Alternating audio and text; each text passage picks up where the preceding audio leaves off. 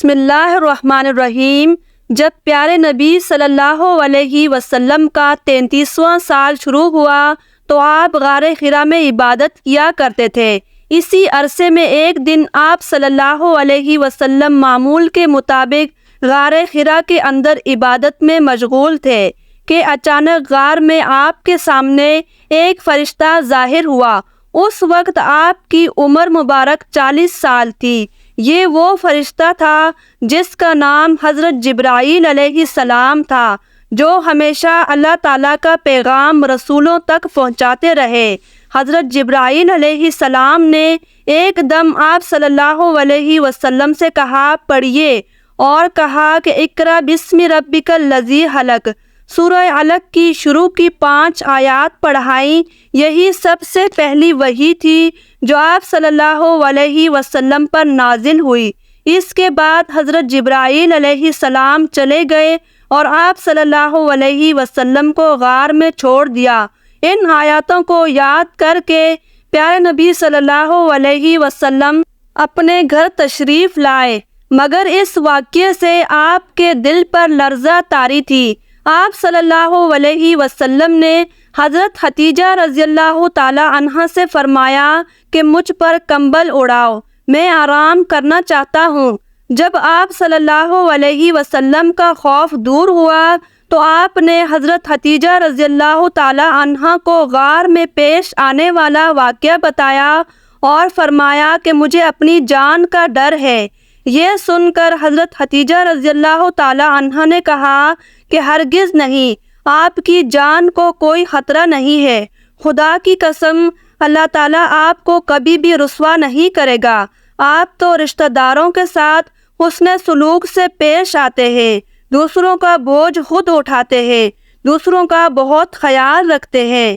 اس کے بعد حضرت خدیجہ رضی اللہ تعالی عنہا آپ کو اپنے چچا زاد بھائی جس کا نام ورقہ تھا ان کے پاس لے گئیں۔ ورقہ ابن نوفل ان لوگوں میں سے تھے جو موحد تھے اور اہل مکہ کے شرک اور بت پرستی سے بیزار ہو کر نصرانی ہو گئے تھے۔ وہ بہت بوڑھے اور نابینا ہو چکے تھے۔ حضرت خدیجہ رضی اللہ تعالی عنہا نے ان سے فرمایا کہ اپنے بھتیجے کی بات سنیے۔ ورقہ ابن نوفل نے آپ صلی اللہ علیہ وسلم سے کہا کہ بتائیے آپ نے کیا دیکھا ہے؟ نبی کریم صلی اللہ علیہ وسلم نے غار حرا کا پورا واقعہ بیان فرمایا۔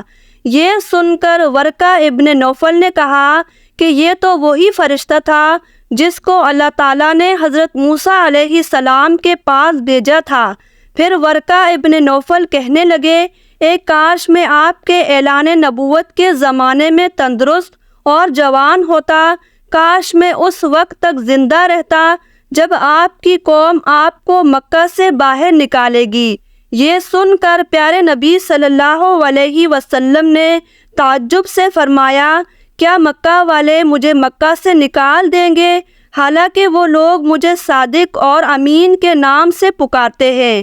تو ورقہ ابن نوفل نے کہا کہ ہاں، جو شخص بھی آپ کی طرح نبوت لے کر آیا، لوگوں نے ان کے ساتھ دشمنی کر لی اور ان کے جان کے دشمن بن گئے۔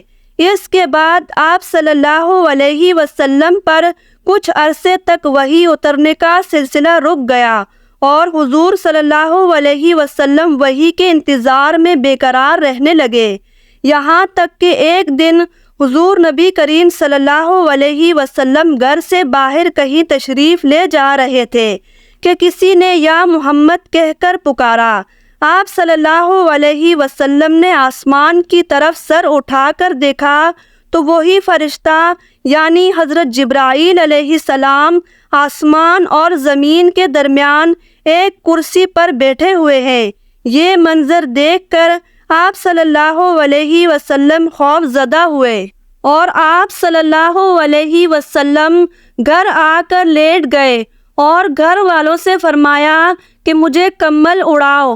آپ صلی اللہ علیہ وسلم کمبل اوڑھ کر لیٹے ہوئے تھے تو آپ صلی اللہ علیہ وسلم پر سورہ مدثر کی ابتدائی آیات نازل ہوئی۔ امید کرتی ہوں کہ آپ کو آج کا یہ واقعہ پسند آیا ہوگا۔ اس طرح کی مزید نئی ویڈیوز دیکھنے کے لیے ہمارے چینل کو سبسکرائب کریں، ویڈیو کو لائک شیئر ضرور کریں۔